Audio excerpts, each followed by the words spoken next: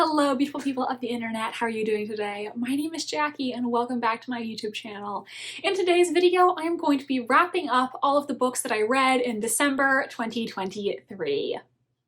In December, I read 5 books for a total of 1,239 pages and an average star rating of 3.4 out of 5.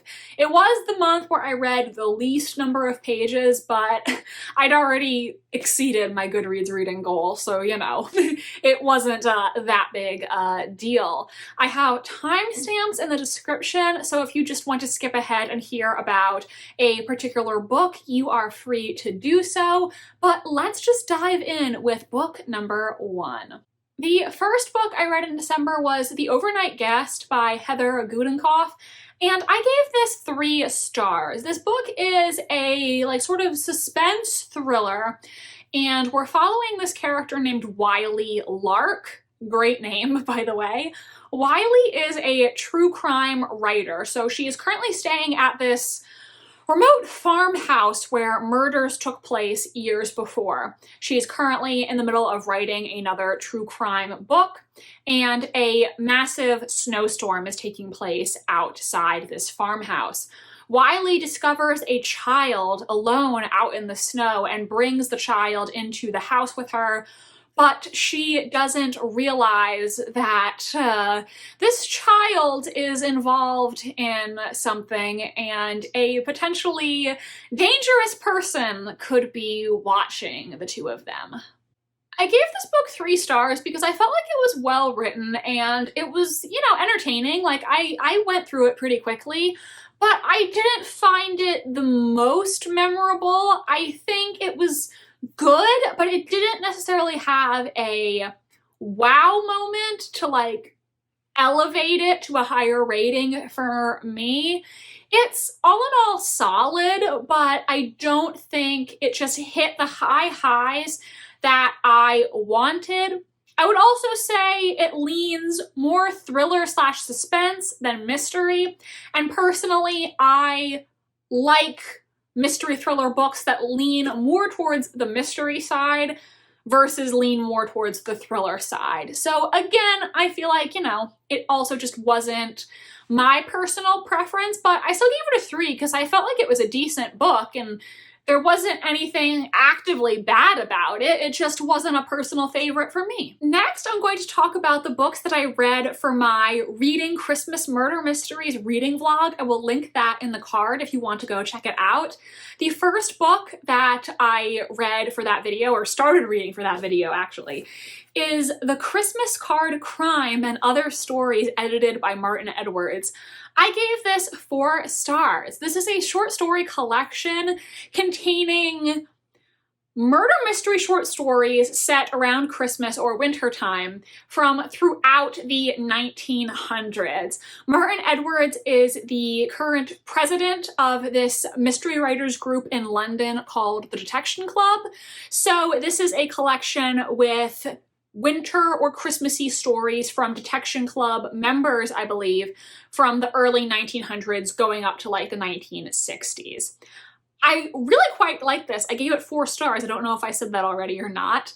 I am not a huge fan of mystery short stories just because there's never really that surprise factor like you get in a novel, but I found these stories mostly enjoyable. I mean, there were a couple that didn't work for me, but I had a lot of fun reading this collection. My favorite story in this collection was one called By the Sword. It's by an author named Selwyn Jepson.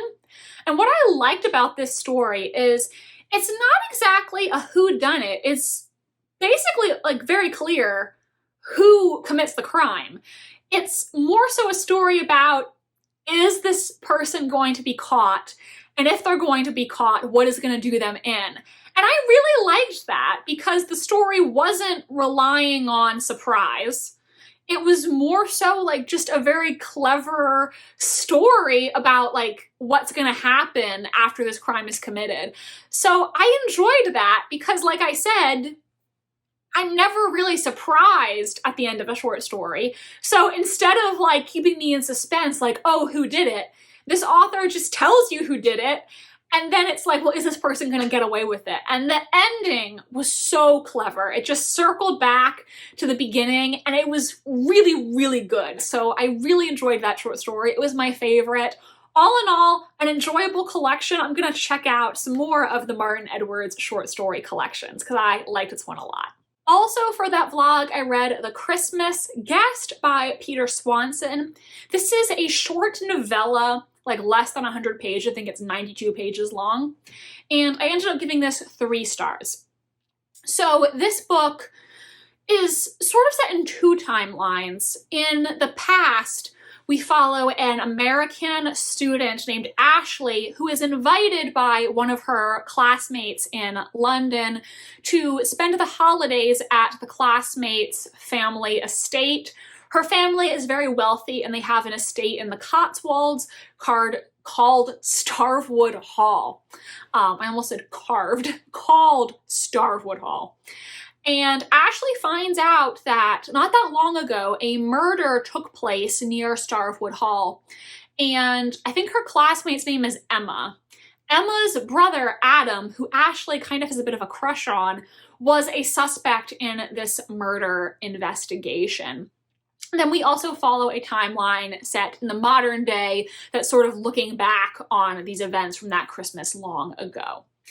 What I liked about this, it actually kind of took a turn that I wasn't expecting, so I enjoyed that, and it was, pretty good. Peter Swanson says in his author's note that he wanted this to be a Christmas murder story that you could just cozy up and read in one sitting.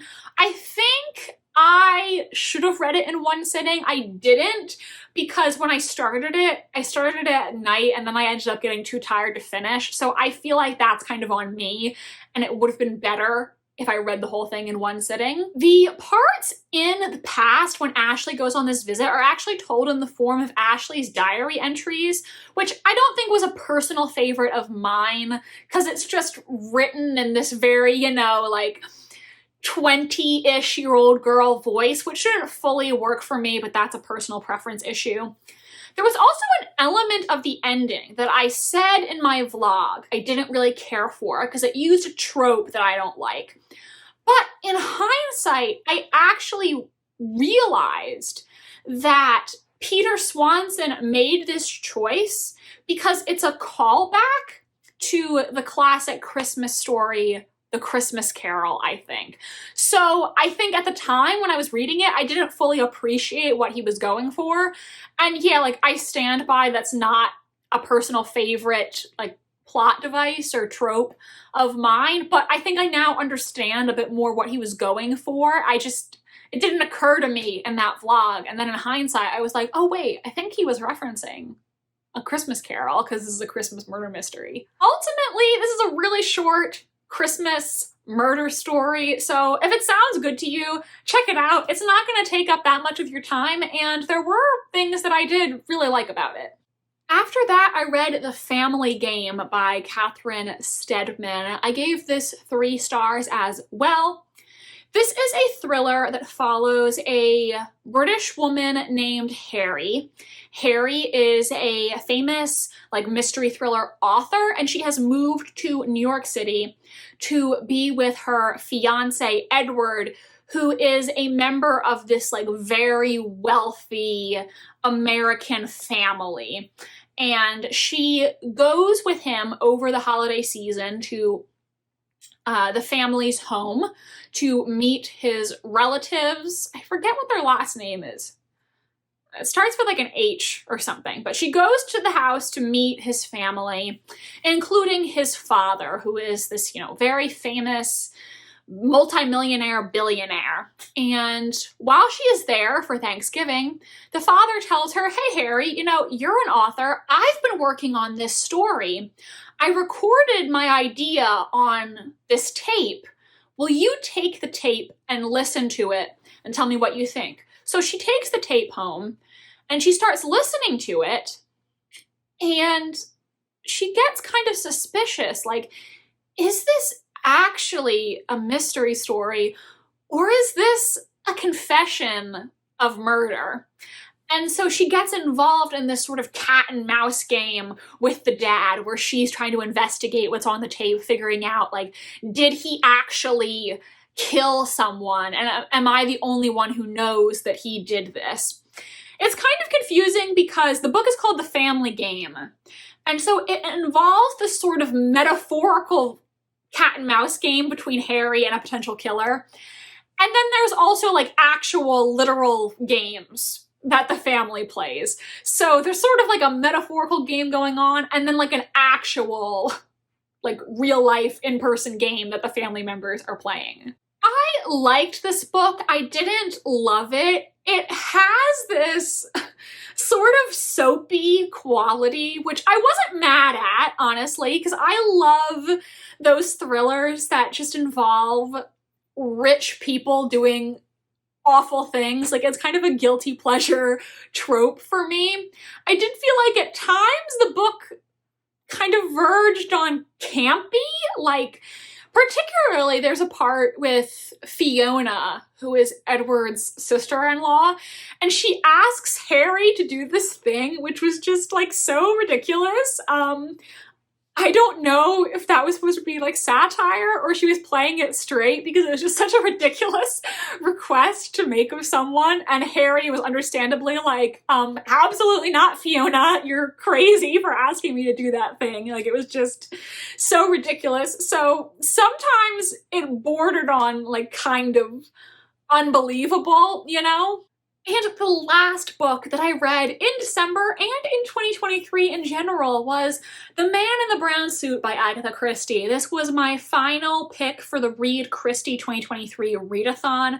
I recently posted a video where I ranked every book by Agatha Christie I read in 2023, so I will link that in the card. Go check it out. I gave this book 4 stars. This is an Agatha Christie standalone book that features the recurring character of Colonel Race, I believe in his first appearance. And we follow this young woman named Anne Bedingfield. Anne has lived, growing up, a pretty quiet village existence, and she comes to London searching for adventure. After she comes to London, one day she is at a tube station, and she sees this man. This man looks in Anne's direction as if he's seen something behind her. He appears very spooked, and he then falls back onto the subway rails where he's electrocuted. Then, after this man is dead, another man wearing a brown suit comes over. He says, "I'm a doctor, let me look at him." And he examines the body, but Anne gets a little suspicious because the man in the brown suit leaves very quickly, and he drops a slip of paper as he's fleeing that says, 17122 Kill Morden Castle. So Anne gets suspicious. She's like, what does this note mean? Does he know this dead guy? Who is this guy who is dead? What is it that he saw that spooked him so much? And then she finds out that a murder has recently taken place that seems to be connected to this dead guy. Basically, she goes on an adventure to figure out what's really going on and who the man in the brown suit is. This is an Agatha Christie book that leans a little more into the action-adventure element. I know some people don't really like her books that do that, but personally, I enjoyed this. I did think it was pretty engaging, and I was having fun reading it. I liked Anne as a main character a lot. I love this Christie archetype of like the plucky young woman who, is just throwing herself headfirst into this adventure. I really like that character type that you see in her books. The reveal, honestly, was something that I didn't see coming. That wasn't a person that I was suspecting, so I was surprised. The biggest disappointment in this book was I hated the romantic subplot, and that kind of lowered my rating because I just did not care for it at all. Anne strikes up this romance, and I was not feeling it. The guy also at some points says things that are potentially problematic, and granted, like, this book was written a long time ago, so obviously not everything is gonna age well. I think there was even one point where he says to Anne, like, if you ever, talk to another man not talk to another man, but something like that. I'm just gonna grab you and like drag you back home kicking and screaming, sort of like implying that like he would like beat her. And she finds that oddly titillating. I find it like abusive, but you know, you do you, girl, I guess. It just was not sexy. It was not cute.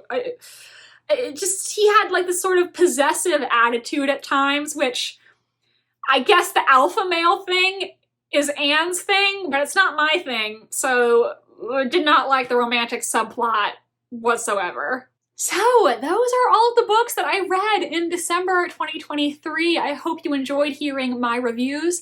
If you've read any of these books, do let me know in the comments section. I would love to hear what you personally thought of them. If you enjoyed this video, please give it a big thumbs up and subscribe to my channel if you want to see more from me. I post new videos every Wednesday and Sunday. My social media links are down below if you want to follow me on Tumblr, Instagram, or be my friend on Goodreads. Thank you so much for watching this video, and I hope you have a great rest of your day. Bye, and I'll see you next time.